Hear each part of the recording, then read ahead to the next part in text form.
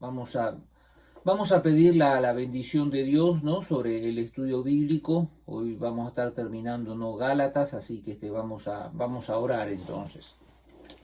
Señor Dios, gracias por este día de trabajo, Señor Dios, que hemos podido hacer cosas, Señor Jesús, y ahora en este día miércoles que hemos terminado de trabajar, Señor, algunos volviendo a casa, otros eh, cenando, pero ahora apartando este tiempo para ti, Señor Dios, apartando este tiempo para estudiar las Escrituras. Es por eso, Señor Dios, que en este momento dejamos de lado todas nuestras actividades, nuestras cosas, nuestros pensamientos, ese pequeño incidente que quizás hubo en el trabajo o que tuvimos con alguien, Señor Dios, lo dejamos de lado, Señor Dios, y pedimos, Señor, ahora, en este momento, que cuando estudiemos las Escrituras, Señor, tú nos enseñes algo, tú nos guíes a algo, tú, Señor Dios, nos edifiques algo, Señor Dios, en nuestras vidas.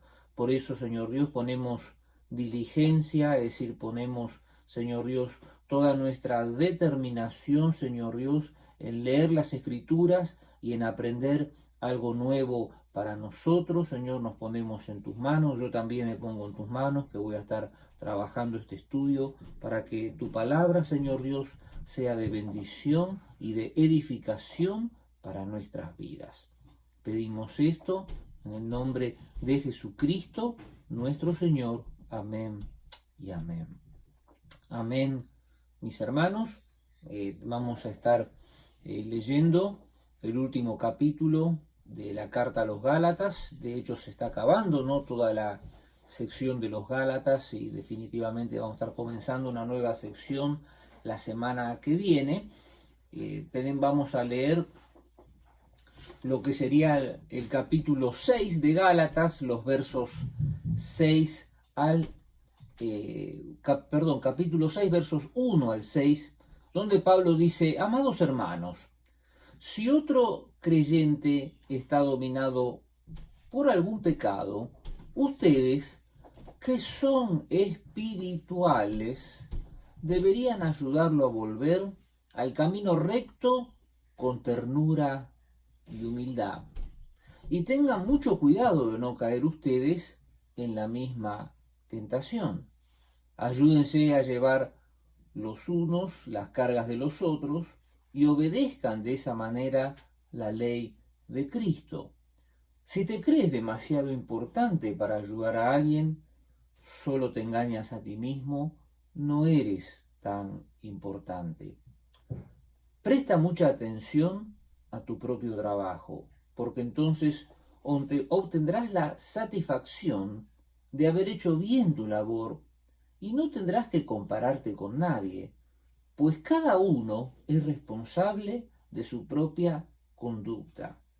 Los que reciben enseñanza de la palabra de Dios deberían proveer a las necesidades de sus maestros, compartiendo todas las cosas buenas con ellos. Hasta ahí la primera sección, esta primera parte del capítulo 6 de los Gálatas.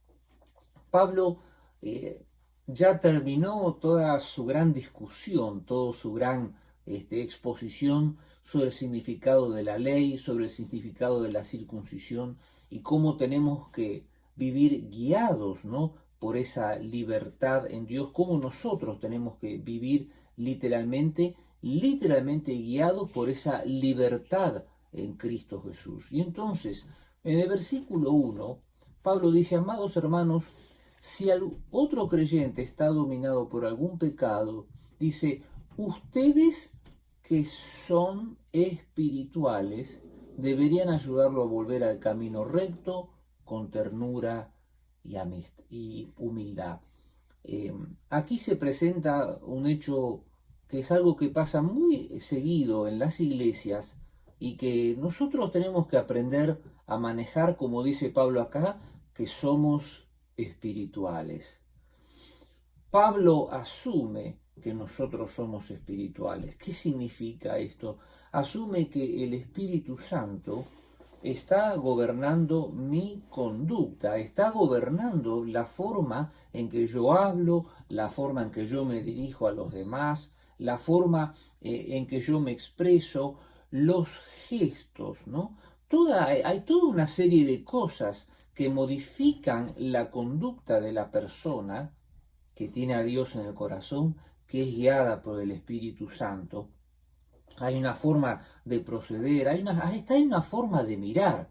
Usted sabe que hay gente que tiene esa mirada como torcida, que tiene como una mirada rebelde, ¿no es cierto? Aún en las cosas sencillas que hace de la vida. Entonces, fíjese cómo, volviendo un poco a los capítulos anteriores de Pablo, cómo se manifiesta, ¿no?, lo que son las obras de la ley cuando uno se mueve, o cómo se mueve uno cuando se deja llevar por el Espíritu, ¿no? Es decir, el Espíritu Santo modifica toda la conducta del ser humano, modifica todo, modifica, ya les digo, mi forma de hablar, mi forma de mirar, mi forma de proceder, la forma de manejar, todas esas cosas. Por eso Pablo dice, ustedes que son espirituales, ¿no? ¿Cómo me acerco al hermano? Acá dice, si alguno está dominado, ustedes son espirituales, deben ayudarlo a volver al camino recto, dice, con ternura y humildad. ¿Cómo me acerco al otro hermano? ¿No? ¿Con qué actitud? ¿No? Con la actitud de tener esa verdadera intención de acercarme a tratar de restaurarlo, o de querer hacerme el maestro, el que la sé más, ¿no?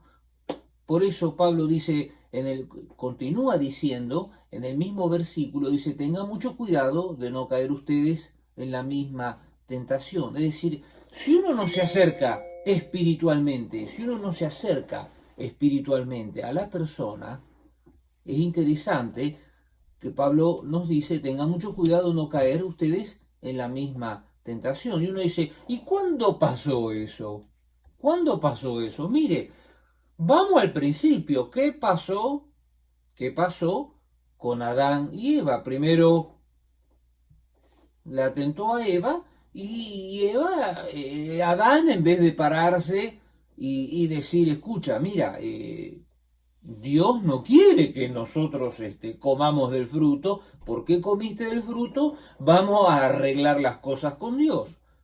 El hombre también cayó. Por eso, realmente, cuando uno se tiene que acercar a corregir a un hermano, cuando uno detecta algo, uno realmente tiene que orar, tiene que ponerse en las manos de Dios. Me gusta cómo lo menciona el libro acá, ¿no es cierto?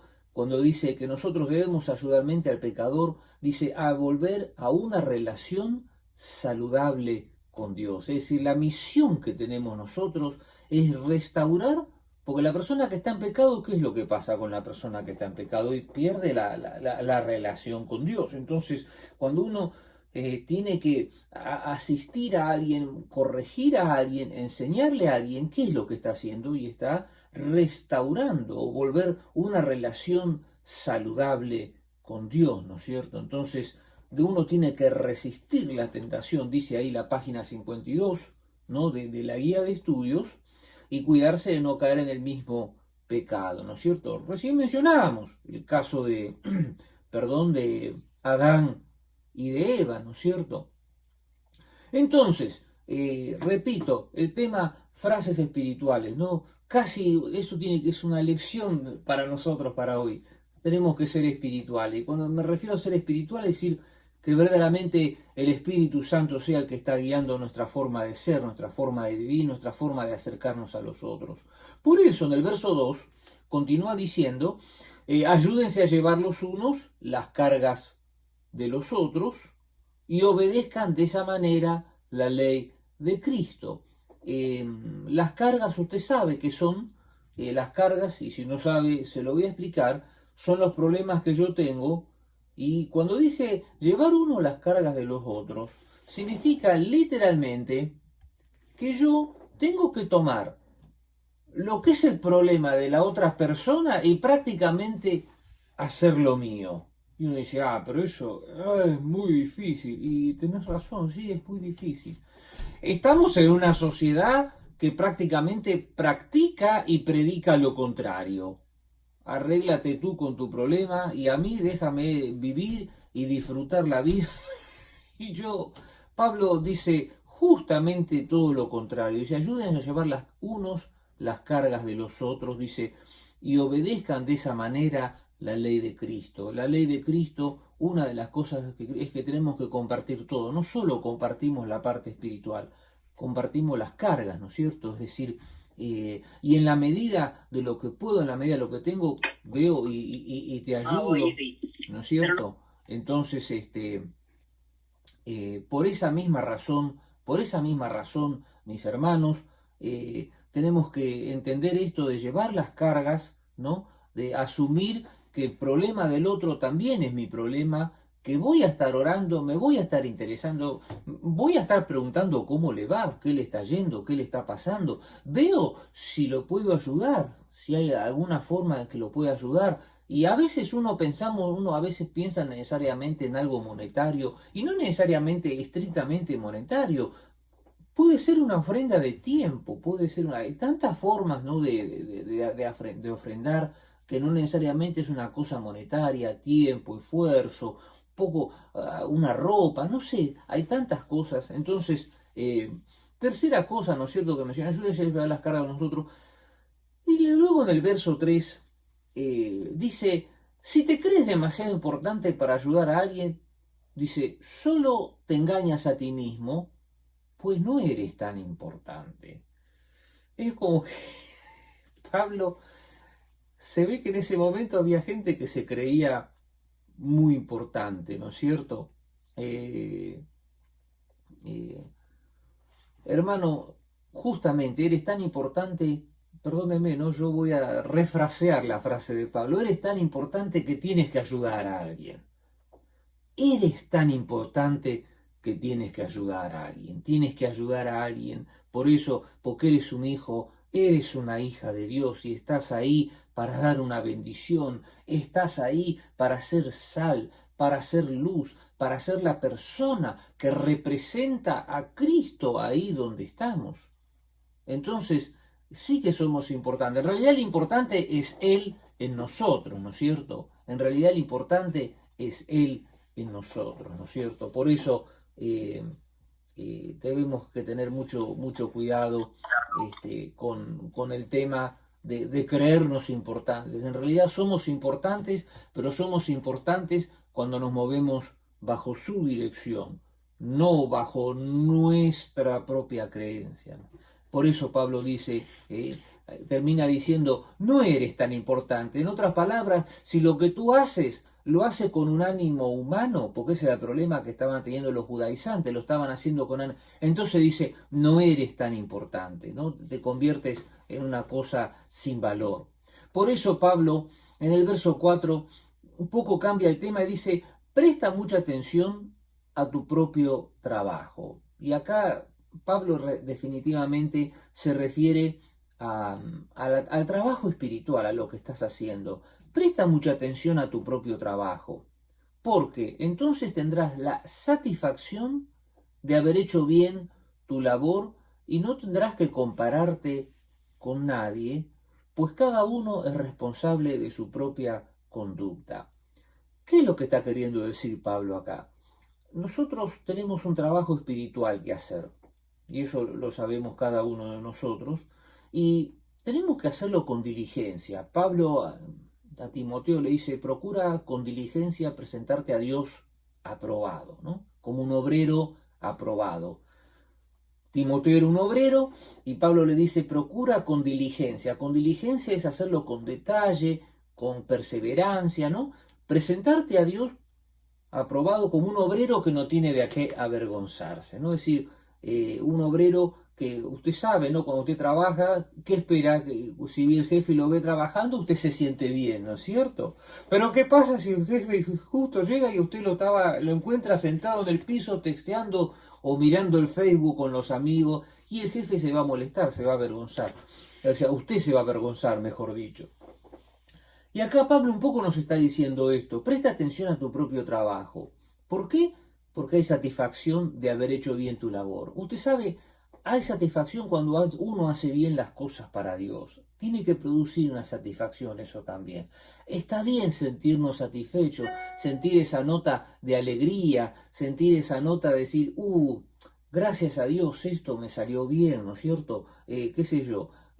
Les digo la verdad, a veces cuando teníamos los cultos en la iglesia, y Dios mediante, y ahora voy a hablar de eso, ¿no? Que vamos a tenerlos otra vez, ¿no? Pero cuando recuerdo los cultos, de pronto salió una adoración hermosa, ¿no? Los músicos, que digo, qué bien que cantaron. Digo, no, gracias, Señor, qué bien que salió todo esto, ¿no es cierto? Y así tiene que ser en todos los ámbitos, ¿no? Es decir, ese trabajo con diligencia, con dedicación, ¿no? ¿Por qué? Porque hay una satisfacción. ¿Sabe qué? Y uno dice, pero ¿cómo es esa satisfacción? ¿Sabe lo que está haciendo usted? El Espíritu Santo siente esa alegría, tiene esa alegría, y eso es lo que usted siente en su corazón. Usted no estuvo trabajando para hacer algo bonito a usted. Lo que usted estuvo haciendo, y usted esto fue algo para Dios, y entonces usted siente ese regocijo, esa alegría de Dios en su corazón, ¿no es cierto? Y esa alegría, ¿sabe cómo se nota? En la frase final de este verso, cuando dice, no tendrás que compararte con nadie. Es una alegría tan hermosa, es una alegría tan significativa, porque uno se da cuenta que ha alegrado a Dios, uno ha alegrado a Dios y viene ese sentido, y es ese sentido de que uno ha hecho la voluntad de Dios, ¿no es cierto? Eso es lo que uno tiene que experimentar en la vida cristiana. No, ni siquiera lo anda necesitando compartir con otro. Y está bien compartirlo con otro, no hay ningún problema. Mire, hice esto, salió bien, bendito sea Dios. Pero uno está tan satisfecho que ni siquiera necesita compartirlo con otros, ¿no? Ahora, increíblemente, Pablo agrega en el verso 5, dice, cada uno es responsable de su propia conducta. ¿Por qué dice esto Pablo, no? O sea, ¿por qué advierte esto? Porque definitivamente, y acá en la página 53 de la guía, ¿no? Pablo lo menciona, dice, llegará el día en que los cristianos tendrán que presentarse ante el Señor. Es decir, en definitiva, todo lo que hacemos acá, ¿para quién lo estamos haciendo? Y lo estamos haciendo para Dios. Entonces algún día nos vamos a presentar delante del Señor. Y entonces él aclara acá y dice, en ese momento no serás responsable, no serás responsable de las acciones de otros, sino únicamente de cada una de las tuyas.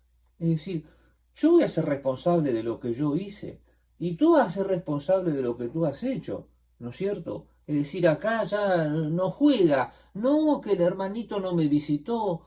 Si el hermanito no te visitó, es otro problema. ¿Qué fue lo que tú hiciste, mi hermano? ¿Qué fue lo que tú decidiste, no? Mire, usted me ha escuchado varias veces que nosotros desde el jardín del Edén le echamos la culpa al otro, ¿no? Adán le dijo que fue la esposa le dijo a la serpiente no sabía a quién mirar, a quién echarle la culpa. Entonces, quiero decirte algo. Tú tienes todas las herramientas espirituales, Dios te ha capacitado con todas las herramientas espirituales para que respondas bien a la peor de las pruebas. Amén. Eso no lo digo yo, lo dice Pablo en Corintios, donde dice que nadie recibirá una tentación más fuerte de la que puede soportar. Así que una prueba más grande, más fuerte de la que podamos dar, Dios no nos va a dar. Así que definitivamente el aliento de los hermanos es algo esencial y debemos practicarlo. Amén. Pero quiero decirte algo, un día nos vamos a presentar ante el Señor, eso es lo que dice acá, y vamos a ser responsables, ¿no?, de lo que estamos haciendo. Por eso dice, cada uno responsable de su propia conducta. Y finalmente termina diciendo, los que reciben enseñanza de la palabra de Dios, verso 6, deberán proveer a las necesidades de sus maestros, compartiendo todas las buenas cosas con ellos. Pablo enfáticamente menciona que a veces Dios los bendice a ustedes y ustedes deben un poco compartir esa bendición. Está acá, lo dice Pablo mismo, con las personas que les están haciendo de maestros, que le están educando, ¿no es cierto? Entonces, no es una ocurrencia nuestra, es una enseñanza que viene ya de antes de la Escritura, y Pablo se la refresca a los Gálatas por alguna razón en especial, ¿no es cierto? Así que bueno, esta es la primera sección, ¿no es cierto? sobre cómo tenemos que comportarnos, cómo tenemos que movernos, ¿no es cierto? Y cómo tenemos que proceder. Especialmente me quedó marcado eso, ¿no? De ser espirituales, ¿no? Espirituales, la persona que realmente tiene el Espíritu Santo y que es de bendición, ¿no es cierto?, en cualquier circunstancia. Vamos a pasar ahora sí a la segunda parte de la carta, de este capítulo 6 de Gálatas, donde Pablo empieza a hablar y el segundo tema dice perseverar en hacer el bien. Voy a leer los versos 7 al 10. Pablo continúa diciendo, dice, no se dejen engañar. Nadie puede burlarse de la justicia de Dios. Siempre se cosecha lo que se siembra. Palabra fuerte esta, ¿eh? Los que viven solo para satisfacer los deseos de su propia naturaleza pecaminosa cosecharán de esa naturaleza destrucción y muerte. Pero los que viven para agradar al Espíritu, y Espíritu está con mayúscula, del Espíritu, también con mayúsculas, refiriéndose al Espíritu Santo, cosecharán vida eterna. Así que no nos cansemos de hacer el bien. A su debido tiempo cosecharemos numerosas bendiciones si no nos damos por vencidos. Por lo tanto, siempre que tengamos la oportunidad, hagamos el bien a todos, en especial a los de la familia de la fe. Pablo empieza acá con un verso bastante fuerte, el verso número 7, donde dice, no se dejen engañar. ¿Sabe lo que es el engaño? Cuando usted se lleva por una idea equivocada. Cuando usted escuche que mire que ahí usted puede pasar la luz roja. ¿Es verdad eso? No la pase la luz roja. Le va a tener problemas, ¿no es cierto? Dice, nadie puede burlarse de la justicia de Dios. Siempre se cosecha lo que se siembra. Hermanos, a veces nosotros queremos tener esa idea de que uno hace algo malo y enseguida va a ser juzgado por Dios, y uno hace algo bueno y enseguida va a pasar algo malo.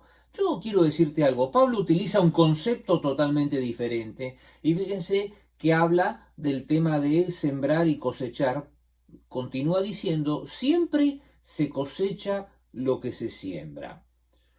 Yo me acuerdo cuando era pequeño, iba a la escuela, una de las cosas que me hicieron hacer era agarrar era un frijol blanco en la escuela. Entonces me agarraban un frasco de jelly, de mermelada, de ese jelly, ¿no?, que venden en la Walmart, me le hacían poner un papel, me le hacían poner todo un papel así y mojado, y entonces poníamos el frijol entre el vidrio y el papel, y lo teníamos que mojar todos los días, y entonces lo íbamos mojando, y así a la semana ya veíamos como que se partía el frijol blanco, y de pronto salía la raíz, y de pronto salía el tallo, que es como el tronco, y de pronto empezaban a salir. Pero todo ese proceso llevaba por lo menos unos 15 días, ¿no? Unos 15, 20 días. Entonces, el propósito de ese ejercicio, ¿cuál era? Ver cómo de un frijol se hacía la vida, no todo el reino vegetal y todo eso. Y en el ámbito espiritual funciona de algo parecido. Nosotros somos llamados a sembrar en las vidas de otras personas, a hacer el bien con otras personas. Y si nosotros sembramos, y en este caso yo me acuerdo que le ponía agua, y entonces hasta en un punto la semilla empezó a crecer y empezó a florecer. Y algo parecido pasa con las relaciones interpersonales. Si yo con las personas con las que me rodeo y les llevo algo del río de Dios, ¿sabe lo que va a pasar? Y la gente va a empezar a beber el río de Dios, va a empezar a pasar algo diferente. Y si yo en vez de darle el río de Dios le doy agua envenenada por el mal temperamento mío, te puedo asegurar que la gente se va a contagiar de ese mal temperamento. Se va a contagiar. Voy a generar todo eso. Es decir, hay un efecto, hay una causa y un efecto en todo lo que nosotros hacemos. Y espiritualmente funciona de la misma manera. Por eso dice, siempre se cosecha lo que se siembra. Yo no sé qué es lo que tú estás sembrando espiritualmente. Lo único que te puedo decir es que lo vas a cosechar. Si estás sembrando buena onda de Dios, estás sembrando paz, estás sembrando tranquilidad, estás sembrando verdad, eso te va a volver de vuelta y te va a volver bien. Por ahí siempre a alguno no le va a caer bien eso, yo sé, a los mentirosos no les caen bien la gente, los honestos, yo lo sé, lo he experimentado, lo experimento a veces, pero la realidad es esta. Sembrar la verdad, sembrar la honestidad, sembrar... Y va a traer cosecha eso, va a traer una cosecha espiritual. Lo mismo pasa cuando tú siembras la mentira, siembras el engaño, siembras... Y bueno, vas a cosechar eso. Entonces, nadie puede burlarse, dice, de la justicia de Dios. Espiritualmente lo que siembra, eso vas a cosechar. Por eso en el verso 8 Pablo agrega, ¿no es cierto? Y dice, los que viven solo para satisfacer los deseos de su propia naturaleza pecaminosa, cosecharán de esa naturaleza destrucción y muerte. Así vas a cosechar. De pronto no te vas a morir por andar sembrando mentiras y todo eso, pero hay una muerte espiritual que estás sembrando y que estás cosechando. La gente no confía en los, perdóneme, ¿no? La gente confía en los mentirosos y no. La gente guarda, le gusta compartir secretos a los chismosos y no. Entonces, ¿qué clase de persona es usted, no es cierto? Entonces, sea una de esas personas que sea confiable, ¿no es cierto? Nadie se puede burlar, repito, de la justicia de Dios. Pero, dice, pero los que viven para agradar al Espíritu, del Espíritu cosecharán vida eterna, ¿no? O sea, cuando uno vive para llevarse bien con Dios en el corazón, dejar que el Espíritu Santo florezca, yo le puedo asegurar que la gente va a notar eso, va a darse cuenta de eso. Entonces, repito, a su tiempo nosotros vamos a cosechar lo que nosotros sembramos. Sembramos vida, paz, honestidad, buena onda, todo. La gente lo va a notar, tú lo vas a notar. Y ahí cuando la gente lo empieza a notar, lo empieza a ver, ahí es el momento de decir, mira, Dios es el que hace las cosas diferentes en mi vida, ¿no? Es un poco el secreto a veces de cómo compartir el Evangelio. Pero si tú siembras bronca, siembras odio, siembras divisiones, la gente lo percibe automáticamente, ¿no? Te dicen, mira, te quiero contar un secreto y al otro día el secreto lo saben en todo el trabajo. Qué feo que es, qué feo que es. Por eso Dios nos llama a ser personas maduras, ¿no es cierto? Y esto, hermanos, es una parte esencial del Evangelio. Así que, por favor, fíjese lo que dice el verso 9. Así que no nos cansemos de hacer el bien. No nos cansemos. Hermano, no te canses de hacer el bien. Recién leíamos, ¿no?, que somos espirituales. Leamos en el pasaje anterior. Yo creo que este es clave. No nos cansemos de hacer el bien. ¿Por qué? Porque a su debido tiempo cosecharemos, dice, numerosas bendiciones si no nos damos por vencidos. Hay gente que se da por vencido de hacer el bien. Hay gente que se cansa de hacer el bien. Hay gente que espera que porque haga una sonrisa, una buena onda, y dice, pero yo le hago siempre a esto y no pasa nada. Bueno, quiero decirte algo. Algo está pasando. Algo está pasando. Algo está pasando. Tú estás dejando algo de Dios. Tú estás dejando algo de Dios. Tú estás dejando algo de Dios. Mire, algo va a pasar. Cuando tú persistes en dejar algo de Dios, tú dejas algo de Dios, tú dejas algo de Dios y algo Dios va a hacer. Por eso Pablo, convencido de eso, dice, no nos cansemos de hacer el bien.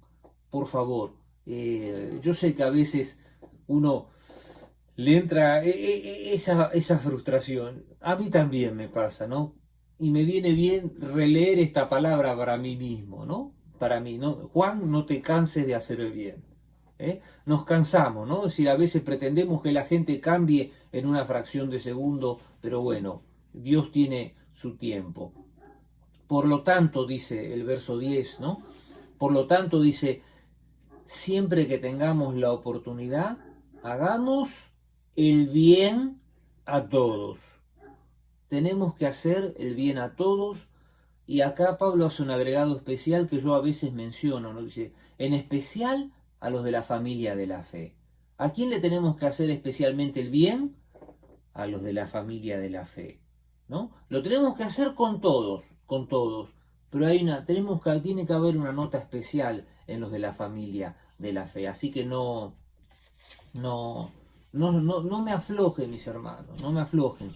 Yo sé que a veces parece que uno se cansa, por eso Pablo dice, no nos cansemos de hacer el bien. Entonces, número uno, ustedes que son espirituales, nosotros somos los espirituales. Segundo, no nos cansemos de hacer el bien. Y ahora sí, pasamos entonces a la tercera, al consejo final de Pablo, ¿no? Al consejo final de Pablo, Gálatas 6, versos 12, ¿no es cierto?, al 18. Pablo dice, fíjense que uso letras grandes para escribirles de mi propio puño y letra las últimas palabras. ¿Por qué Pablo hace notar esta frase en especial? Le voy a decir por qué. Normalmente Pablo tenía alguien que le escribía las cartas. Pablo las dictaba,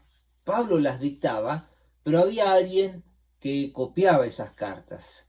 Los comentaristas dicen que Silas era el que le escribía las cartas y que pudo Timoteo bien haber escrito las cartas. Es decir, Pablo las iba hablando y el otro iba copiando e iba escribiendo, pero en este verso 11, cuando dice, fíjense que uso letras grandes para escribirles de mi propio puño y letra estas últimas palabras, es como que Pablo quería escribir algo muy, pero muy importante. Y dice, miren, es tan importante que esto no me lo está escribiendo ni Silas o ni Timoteo, sino yo mismo lo estoy escribiendo. ¿Y qué es lo que dice? Dice, verso 12, los que tratan de obligarles a circuncidarse, lo hacen para quedar bien con otros. Usted sabe, todo el tratado de los Gálatas habla sobre el tema de que los Gálatas habían caído en el error de pensar que la circuncisión era parte del proceso de salvación. Y entonces Pablo trata de romper con eso, que solo por la fe en Cristo Jesús y bautizarse para reflejar esa fe en Cristo Jesús era el único método donde que nos garantiza la salvación, ¿no es cierto? Pero entonces acá los judaizantes decían que también había que circuncidarse, ¿no? Como parte de ese proceso. Y entonces él dice, los que lo obligan a circuncidarse lo hacen para quedar bien con otros. No quieren ser perseguidos por enseñar, solo la cruz de Cristo salva. El problema era, mis hermanos, es que la religión judía era una religión permitida. En el Imperio Romano no se podía practicar religiones que no fueran las permitidas o legales. Entonces, Pablo, los judíos, lo que trataban de hacer era como separar, ¿no es cierto?, a los cristianos de la religión judía para hacer quedar a los cristianos como una religión ilegal. Este era el gran problema. Entonces, en realidad, Cristo, vamos a decirlo francamente, porque así es, Cristo era judío y lo que estaba haciendo Jesús era continuar con toda la historia y con toda la religión de los judíos. Ahora pasa que ahora con Cristo, pero claro, los judaizantes, o sea, los judíos, los que no aceptaban a Cristo, directamente decían que no, que eso era una religión nueva, que eso era un camino que no tenía nada que ver y por lo tanto, merecía el castigo de Roma. Ahora, ¿qué pasó? Había algunos de estos judaizantes que aceptaban lo de Cristo, pero para ellos el tema de la circuncisión y la ley judía todavía seguía teniendo validez. Entonces, Pablo dice directamente que esa gente no quiere ser perseguidos por enseñar que solo la cruz de Cristo salva. Ahí estaba el problema. Para los judaizantes, ellos, como no querían ser perseguidos, a toda la parte cristiana le agregaban la parte judaizante. Ahí está el punto. Entonces, dice, no quieren ser perseguidos por enseñar que solo la cruz de Cristo salva. Verso 13, ni siquiera los que luchan a favor de la circuncisión cumplen toda la ley. Aquí habla de los judaizantes, de los que son verdaderamente judíos. Dice, solo quieren que ustedes se circunciden para poder jactarse o vanagloriarse o enorgullecerse de ello y decir a todos que ustedes son sus discípulos. En otras palabras, querían como robarle los discípulos a Pablo. Mis hermanos, tenemos que tener mucho cuidado con esto.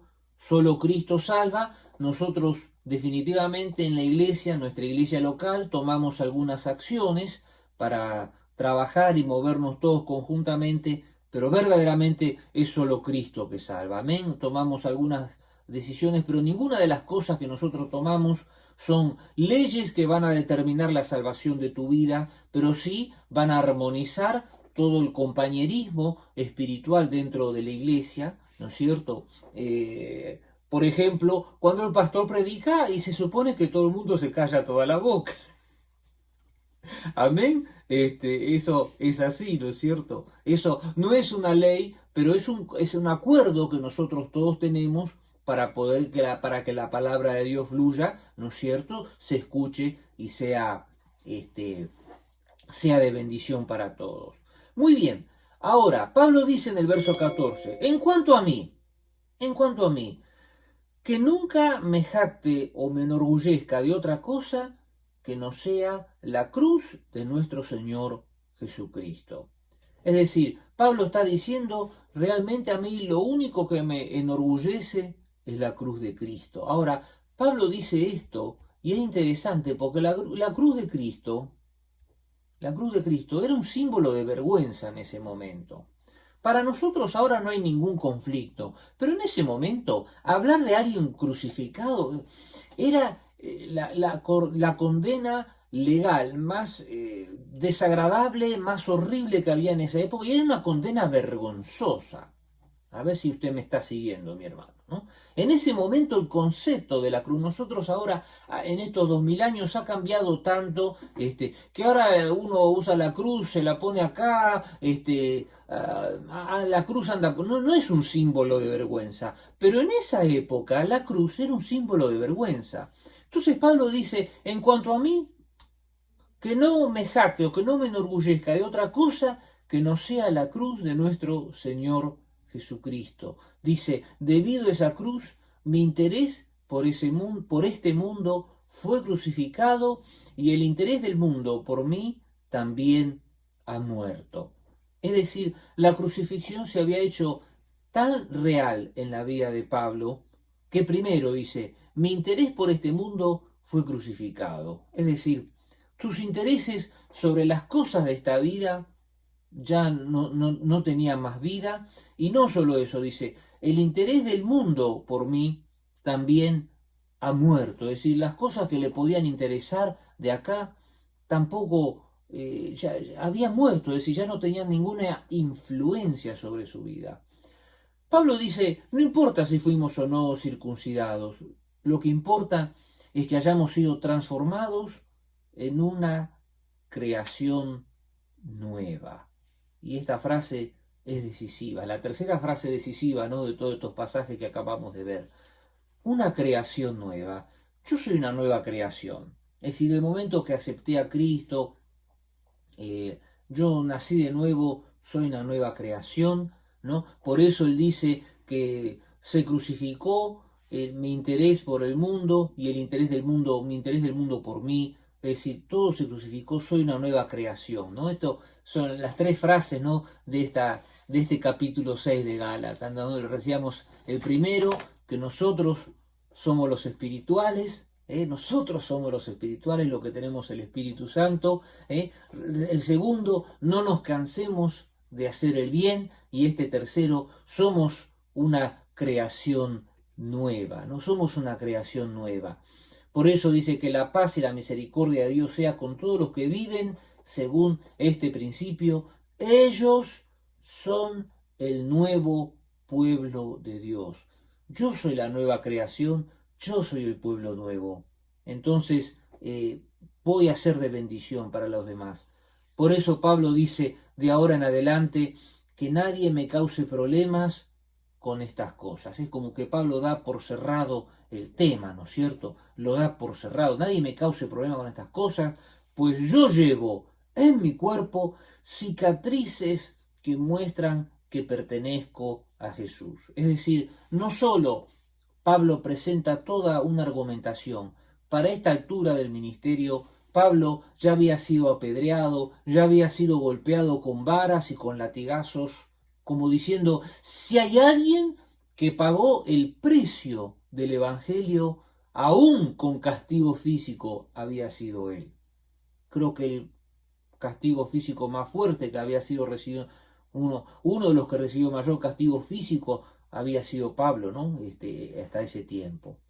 Y Pablo termina diciendo, amados hermanos, que la gracia de nuestro Señor Jesucristo sea con el espíritu de cada uno de ustedes. Amén, ¿no? Y ahí termina nuestro estudio de Gálatas, pero quiero hacer un pequeño redondeo en un minuto de estas tres frases, ¿no?, que Pablo nos deja, de estas tres frases decisivas. Primero, repito, dígalo para usted mismo, soy el espiritual o soy la espiritual, dígalo, soy el espiritual, soy la espiritual, ¿no es cierto? La segunda frase que nos dejó Pablo, que no me canse de hacer el bien. Díselo, mi hermano, díselo, que no me canse de hacer el bien. Díselo, ahí está, veo que Marlín se lo dice ahí a mí, no te canses de hacer el bien. Amén, así es. No nos cansemos de hacer el bien, ¿no es cierto? Y finalmente, soy una nueva creación, ¿no? Soy una persona nueva, soy alguien nuevo que fue creado ahora, esta nueva creación, soy creado para ayudar, para bendecir. Podemos decir amén, hermanos, entonces. ¿Por qué no cerramos los ojos y hacemos una oración? Señor, gracias. Gracias, Señor Dios, por este estudio de Gálatas, Señor. Gracias por esta enseñanza de este capítulo 6, donde primero, Señor Jesús, Pablo nos menciona a nosotros como los espirituales. Señor Dios, yo quiero ser de esos espirituales. Díselo al Señor. Yo quiero ser de esos espirituales. Yo quiero ser de esas personas que lleva el Espíritu Santo, que lleva una nota de paz, que lleva una nota de paciencia, que lleva una nota de bendición, que lleva la palabra justa. Señor Dios, Él lo hablaba con respecto a ayudar, a corregir a los que están mal. Con cuánta más razón lo tenemos que hacer nosotros, los espirituales, los que somos guiados por el Espíritu, Señor Dios, que lo podamos hacer con esa determinación, Señor Dios, de saber que el Espíritu Santo está obrando a través de nosotros. Señor Dios, también Pablo decía acá que no nos cansemos de hacer el bien. Señor, a veces parece que uno como que siembra, que como yo decía recién, que ponía agua, hasta que al final algo empezó a pasar, Señor Dios, en esa semilla, en ese frijolito, Señor Dios. Y así trabajas tú, Señor Dios. Ayúdame a que yo lleve tu palabra, lleve tu paciencia, lleve, Señor Dios, y que no me canse de hacer el bien, Señor, a seguir sirviendo, ayudando, bendiciendo, Señor Dios, trabajando, llevando la buena onda, Señor Dios, hacia los que me rodean, Señor Dios, que no me canse de hacer el bien, Señor Dios. Clamo a ti para que pueda tener esa persistencia, Señor Dios, como para que tu palabra, Señor Dios, florezca en la vida de los demás. Y finalmente, Señor Dios, queremos repetir esta frase de Pablo que dice que somos nueva creación. Señor Dios, yo soy una nueva creación, soy una nueva criatura. El viejo Juan, Señor Dios, fue crucificado, los malos deseos, todas las cosas malas, Señor Dios, han sido crucificadas.